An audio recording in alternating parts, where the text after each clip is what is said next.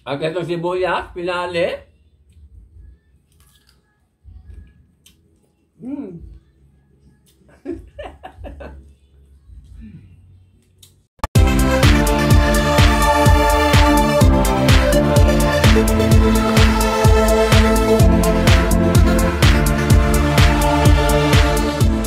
Andito ako sa kubo, nasira-sira ang kubo. Ayan, hindi pa nagagawa. Andito ako sa lugar ng Citizen Seniors Park at galing ako sa palengke. Kagagaling ko lang sa palengke. Namili ulit ako ng aking lulutuin ngayong tanghali, hapunan, hanggang hapunan ko. Ito, binili ko. 26 ang kilo, repolyo, liit. Bili ko dito, 5 piso, di ba? Mura. At ito, nainis ako. Sabi kanina nagtitinda sa labas. 60 isang kilo, ito lang karos. Ngayon, nung babayaran ko na 80 pesos daw. Kaya ito, bili ko 16 pesos. O, di ba? Mahal. Lagyan natin dito mga friendship. At ito rin, binili ko rin sa may sa pinagbibili ko, kung mahal yata, 30 pesos daw lahat ito. 30 pesos lahat. Itong isang supot na to. Kasi yung kamatis, 20 pesos ang isang kilo, 10 piso. Tapos ito, may 3 talong. Hindi naman ngayon ang bilog ang talong ang binili ko, haba. Ito oh. 40 daw isang kilo nito. Ayaw kung magkano to. Tsaka sili, itong 5 piso. Basta ito, siguro 20 siguro to. Kasi ito, 10 piso lang ito eh. Ay, ito pa pala. Meron pang gabi. Hindi siya native kasi mahal ang ang Pinoy gabi. Ito binili ko, foreigner na gabi. Ayan, ito oh. Yung malalaki, hindi siya native, hindi siya Pinoy. Foreigner siya. O, di ba mga friendship? Ito pala, ito pala ay. Hirap mag-video dito sa labas. Ako lang mag-isa. Ito nga pala yung gabi, yung talong, yung sili. At saka itong kamatis. Ayan, pinagsama-sama dito, 30 pesos lahat. Ang isang kilo nito mga friendship is 20. Balik lahat ito, 10 piso. O, di ba mga friendship? Kasama lang yung gabi, talong. Balik natin dito sa aking service. O, di ba? Nakaharang ang aking kotse. Ang aking Mitsubishi Galan. O, di ba? Luma na. O, di ba? Pero mahal na mahal ko to mga friendship. Mahal ko siya. At ang lulutuin ko nga pala mga friendship, yung hitong inihaw galing sa kapatid ko. Kasi kahapon birthday ng apo ko, may handa sila. Ayun, kumuha ko ng hito, isang hito. At saka yung liempo, fried chicken, ano pa ba? Hot dog. At saka isang lianerang leche plan. O, di ba? Eh, dumating si Tambo. Muli na dumating. Ayun, binigay ko sa kanya lahat. O, di ba? Ang iniwan ko yung hito.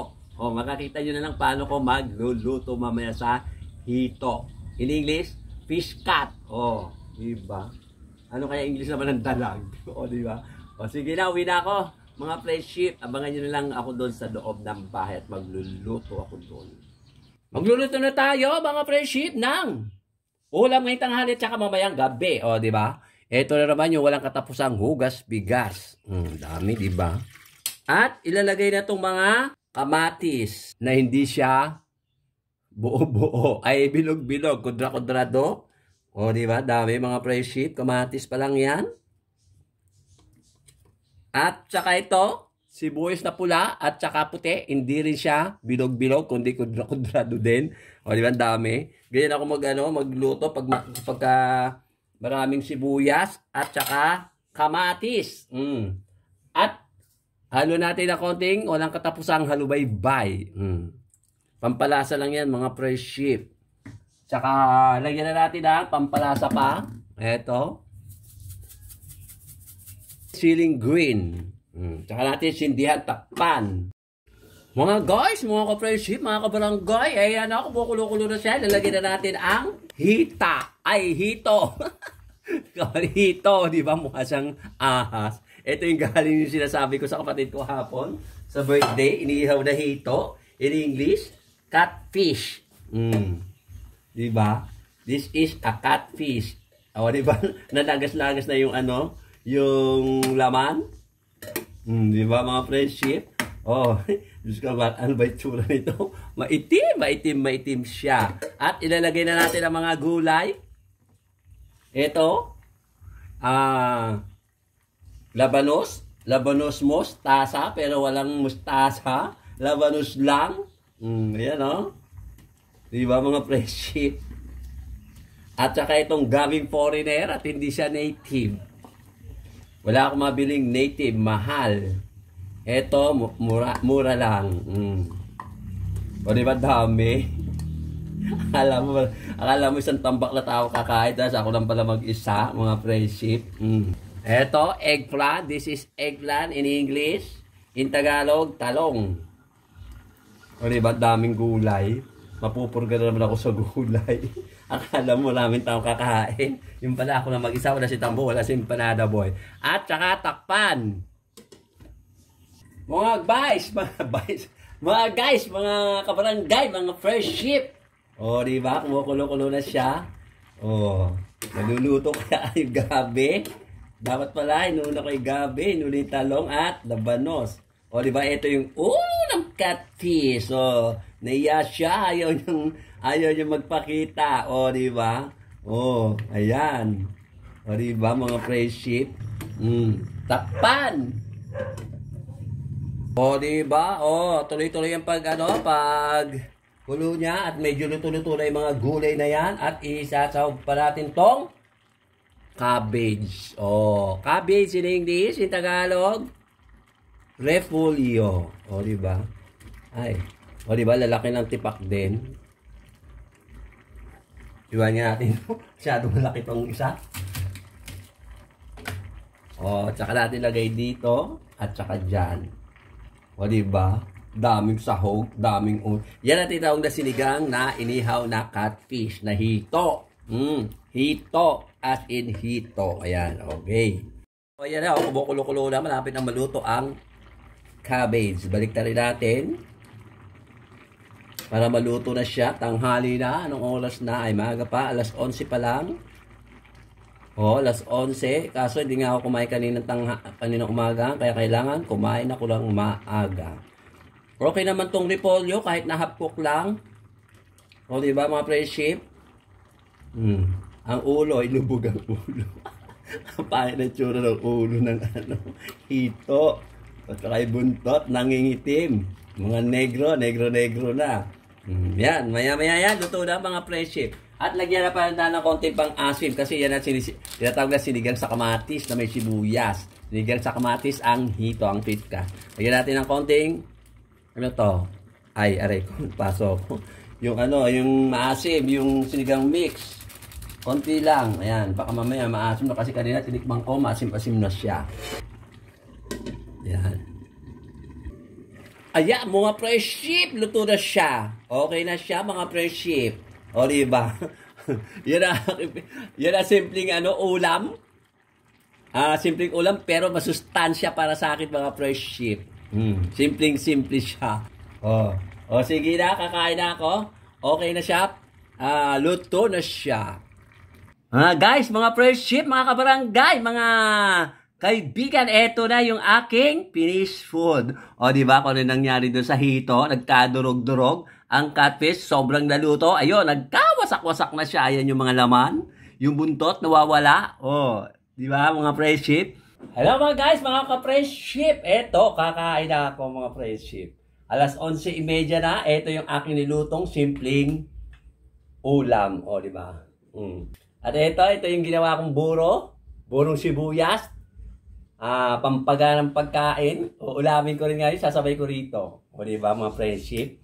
Lagay ko dito sa may flat dito. Okay, lasa nito mga friendship. Siyempre, maasim. Suka Ayan o, diba? Nakakatakam ang sibuyas na ito. Unahin natin ulamin itong gabi. Ito, gabi. Unahin natin kung itsura kung ano. Malambot siya. Masarap siya. Sabi, iluto ko. At ito nagkadurog-durog na catfish, hito. Tikman natin. Siyempre, masarap din. O, diba mga friendship? Ito, talong and winding road. Talong. Ito pa natin. Lambot. Hindi kami naluto. At itong labanos most, pero walang mustasa. Lambot na yan, sarap yan. Ito naluto ko. At ang repolyo, half cook, ito. Okay lang siya, hindi siya masyado luto, half cook. At ang sili,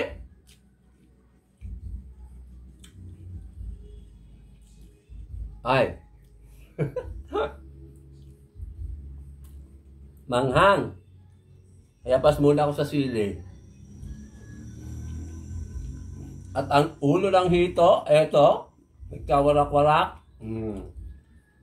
The head of catfish, well broken. It's broken. O, diba? Yun. Ang itong sibuyas, pinali.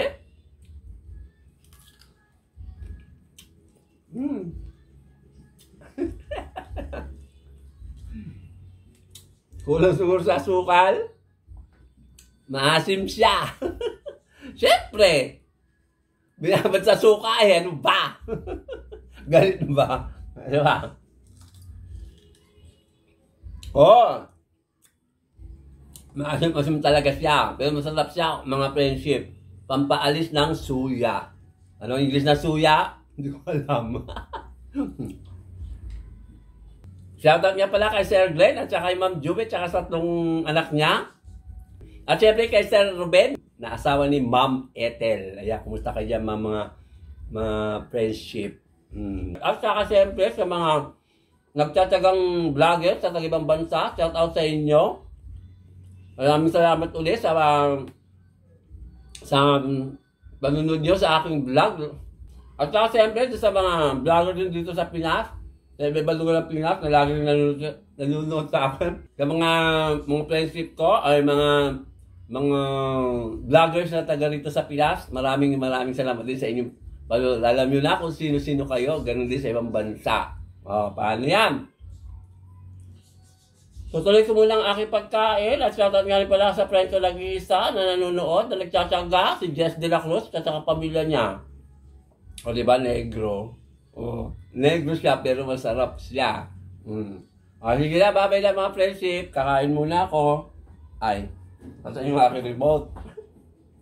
Matawag dito, remote ng chat na ng cellphone. Kaya bumili ako nito para hindi ako papindot-pindot chan. O, diba? Sige, kain muna ako mga friendship.